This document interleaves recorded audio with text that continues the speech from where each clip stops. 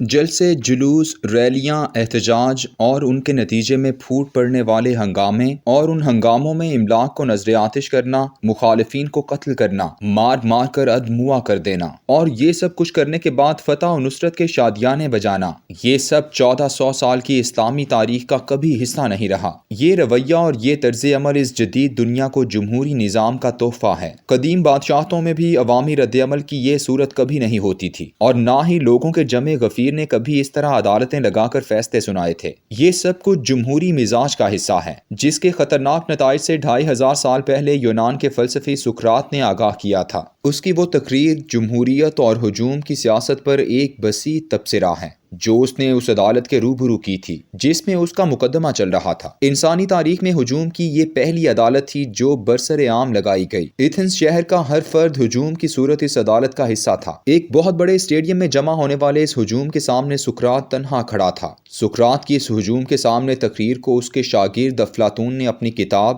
سقراط کا معذرت نامہ میں، ایتھنز کی افواج کے کمانڈر زینوفون نے اپنی کتاب عدالت کے سامنے سقراط کا معذرت نامہ میں آنے والی صدیوں کے لیے محفوظ کر دیا ہے۔ سقراط نے کہا، میرا فیصلہ ایک ہجوم کر رہا ہے اور ہجوم کبھی درست فیصلہ نہیں کر سکتا۔ اس نے کہا، اے ایتھنز والو، میں تمہاری عزت کرتا ہوں، مجھے تمہارا احترام ہے، لیکن میں تم سب کے مقابلے میں خدا کی اطاعت کروں گا۔ جس دور میں ایتھنز میں جمہوریت اپنے عروج پر تھی اور شہری ریاستوں کا آئیڈیل جمہوری نظام نافذ العمل تھا، سقراط اس وقت بھی اس جمہوری نظام کے خلاف سراپا احتجاج تھا۔ افلاطون کی کتاب الجمہوریہ، جو سقراط کی مختلف افراد سے گفتگو پر مبنی ہے، اس کے چھٹے حصے میں وہ ایک شخص ایڈیمنٹس سے مخاطب ہو کر کہتا ہے کہ معاشروں کی مثال ایک سمندری جہاز کی طرح ہوتی ہے۔ تم اس جہاز کو یقیناً کسی ایسے شخص کے حوالے کرو گے جو جہاز رانی کے فن کو جانتا ہو۔ ایک جاہل، ان پڑھ اور گنوار شخص کو ووٹ کا حق دینا بالکل ایسے ہی ہے جیسے ایک یونانی جہاز جو طوفان کی حالت میں سموس جزیرے کی سمت جا رہا ہو اور اس کی قیادت ایک نااہل شخص کے سپرد کر دی جائے۔ 500 افراد جو ایتھنز کے شہری تھے، ان کی سقراط کے خلاف لگائی گئی عوامی عدالت نے جب اسے سزائے موت سنائی تو وہ مسکرایا اور اس نے کہا، وقت آ رہا ہے کہ میں تو مر جاؤں گا مگر تم زندہ رہو گے، لیکن ان دونوں میں سے کون سی بات بہتر ہے صرف خدا جانتا ہے۔ آواز ربانی نے مجھے نہیں ٹوکا، یقین جانو میری موت کے بعد تمہیں سخت سزا ملنے والی ہے۔ عدالت جسے سقراط نے ہجوم قرار دیا تھا، اس کے فیصلے کے مطابق اسے جیل میں بند کر دیا گیا۔ دوست اسے بھاگنے کا مشورہ دیتے رہے لیکن وہ مقررہ وقت کے مطابق 30 دن بعد زہر کا پیالہ ہونٹوں کو لگا لیتا ہے۔ جمہوریت اور اس سے جنم لینے والے ہجوم کے تصور انصاف سے سقراط نے 2500 سال پہلے خبردار کیا تھا۔ یونان کی شہری ریاستوں کی جمہوریت کو تو اسپارٹا کے جرنیلوں نے ختم کر دیا، لیکن جدید فلسفی اس کی جمہوری راکھ سے عوام کی حاکمیت کی چنگاری اٹھا لائے اور اس سے موجودہ جمہوری نظام تخلیق کیا گیا جس نے دنیا بھر کے معاشرتی خرمن کو آگ لگا دی۔ سقراط ایتھنز والوں سے بار بار پکار کر کہتا رہا کہ عوام کے جمع غفیر کے مقابلے میں اس ایک شخص کی رائے بھی زیادہ محترم اور معزز ہے جو جانتا ہو، علم رکھتا ہو یا جسے خدا نے حقائق سے آگاہ کیا ہو۔ آج کا جمہوری نظام سقراط کی اس وارننگ کے بالکل برعکس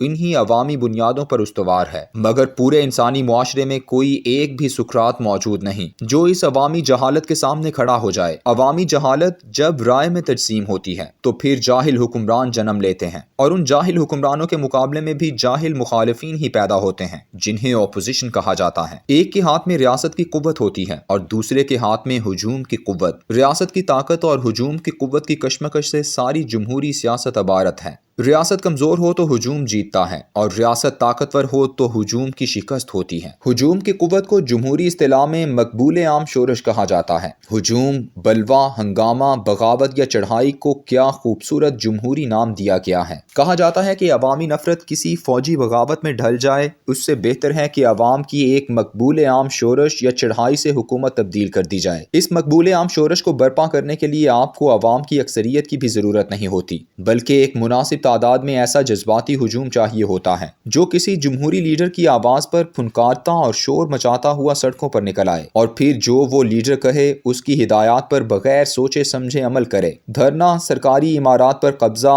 املاک کو جلانا، پہیہ جام ہڑتال، راستے بند کرنا، یہ سب کا سب عوامی احتجاج اور جمہوری عمل کا حصہ سمجھا جاتا ہے۔ ایسے احتجاجوں، دھرنوں اور اشتعال انگیز شورشوں کو اگر عوامی نفرت کا سہارا مل جائے تو پھر دنیا کی کوئی ریاست ایسی نہیں جو اس ہجوم کا سامنا کر سکے۔ ریاست کی قوت ایک علامت ہوتی ہے، لوگ اس کے خوف سے ڈرتے ہیں، لیکن ایک دفعہ اگر یہ خوف نکل جائے تو پھر کوئی اس ہجوم کو کنٹرول نہیں کر سکتا۔ یہ ہجوم اپنی نوع میں پاگل ہوتا ہے اور اسے بالکل اندازہ نہیں ہوتا کہ وہ کس مقصد اور کس نعرے کی بنیاد پر سڑکوں پر نکلا ہے۔ چند لوگ جو اس کی قیادت کرتے ہیں وہی نعرہ زن ہوتے ہیں، باقی لوگ تو اپنی اپنی نفرتوں کی آگ لے کر ہجوم کا حصہ بنتے ہیں۔ کسی کی زمین پٹواری نے ہتھیائی ہوتی ہے، کسی کے مجرم کو عدالت نے بری کیا ہوتا ہے، کسی کو رشوت کی وجہ سے نوکری نہیں ملتی، کسی کے بیٹے نے مایوس ہو کر خودکشی کی ہوتی ہے۔ یہ سب لوگ اپنا اپنا دکھ اور اپنا اپنا غصہ لے کر ہجوم کا حصہ بن جاتے ہیں۔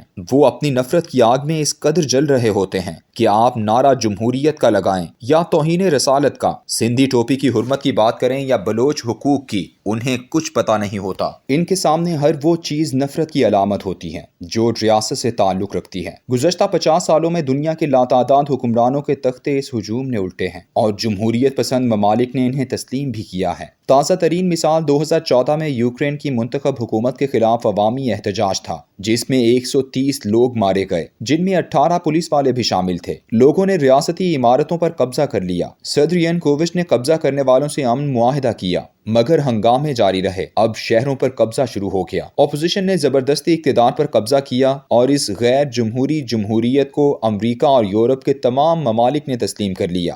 یہ ہے وہ نشہ جو بڑے سے بڑے ہجوم اور چھوٹے سے چھوٹے ہجوم تک سب کے دماغوں کو اندھا کرتا ہے اور وہ سڑکوں پر انصاف کرنے لگ جاتے ہیں۔